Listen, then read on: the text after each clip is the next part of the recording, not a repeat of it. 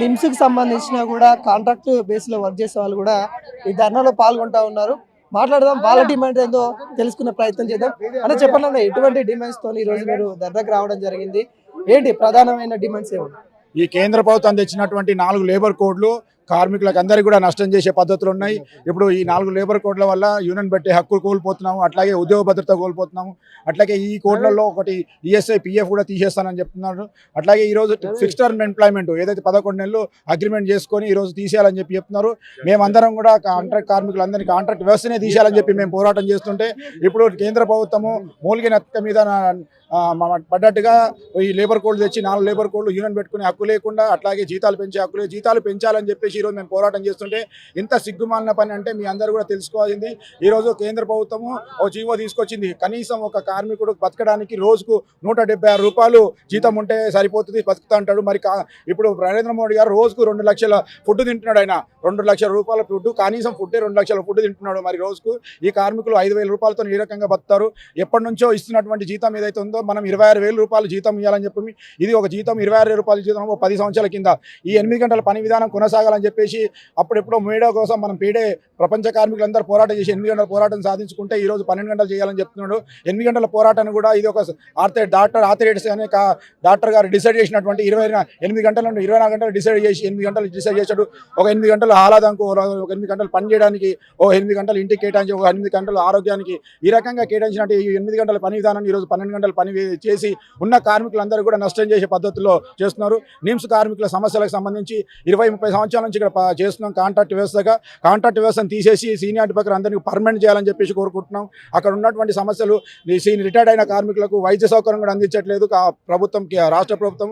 ఆ రకంగా వైద్య సౌకర్యం కూడా అందించాలని చెప్పేసి అక్కడ పోరాటం చేస్తూ ఉన్నాము. జీతాలు కూడా పెంచాలని చెప్పేసి చాలా వాళ్ళకు 12 గంటలుగా పని చేయాలంటే చాలా ఇబ్బంది ఉంటుంది. 8 గంటల పని కొనసాగించాలని చెప్పేసి కేంద్ర ప్రభుత్వం డిమాండ్ చేసి ఈ 4 లేబర్ కోడ్లు రద్దు చేయాలని నిమ్స్ నుంచి 200 మంది ఇక్కడ పాల్గొనడం జరిగింది. నరేంద్ర మోడీ చేస్తున్నటువంటి కార్మిక వ్యతిరేక విధానాన్ని నశించాలని చెప్పేసి పోరాటం చేస్తున్నాము. ఇంకా విద్యుత్ సవరణ బిల్లు ఒకటి తీసుకొచ్చాడు. విద్యుత్ సవరణ బిల్లు చూస్తే అది దారుణంగా ఉందంటే ఉత్పత్తి చేసి మన గవర్నమెంట్ కేంద్ర ప్రభుత్వానికి ఇవ్వాలని చెప్పి అంటున్నారు. ఉత్పత్తి చేసి వాళ్ళకి ఇస్తే వాళ్ళు ప్రైవేట్కు ఇక్కడ చేస్తున్నటువంటి ఏంటంటే కొనడం, మనము అమ్మడం, ఆదాని అంబానీ కూడా అమ్మేసే పరిస్థితి ఇక్కడ నరేంద్ర మోడీ అట్లాగే మిశ్రా గారు వీళ్ళిద్దరు కలిసి మన దేశాన్ని అమ్మే పద్ధతిలో ఉన్నారు. అట్లాగే మన దేశాన్ని కూడా విదేశీ వాళ్ళకు తాకట్టు పెట్టే పరిస్థితులను అమెరికా చేస్తున్నటువంటి వాణిజ్య ఒప్పందాన్ని కూడా ఈరోజు కేంద్ర ప్రభుత్వము అంగీకరించినటువంటి పరిస్థితి ఉంది. మనం కొన్ని వందల సంవత్సరాల నుంచి రష్యా నుంచి మన స్నేహభావం ఉన్నది.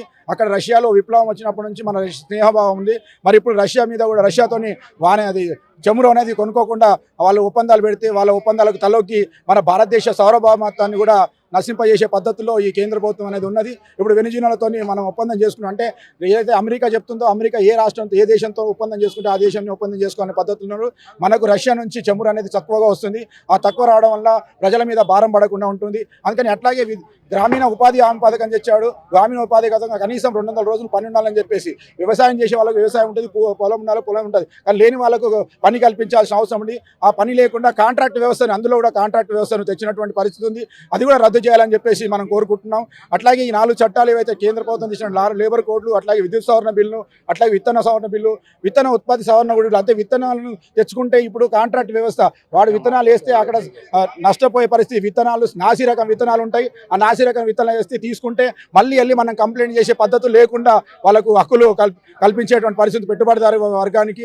అట్లాగే మనం గతంలో చూసుకున్నాము, ఢిల్లీ నడిమొడ్డున ఒక సంవత్సరం రోజు మనము రైతు చట్టాల కోసం 3 చట్టాల కోసం పోరాటం చేశాము.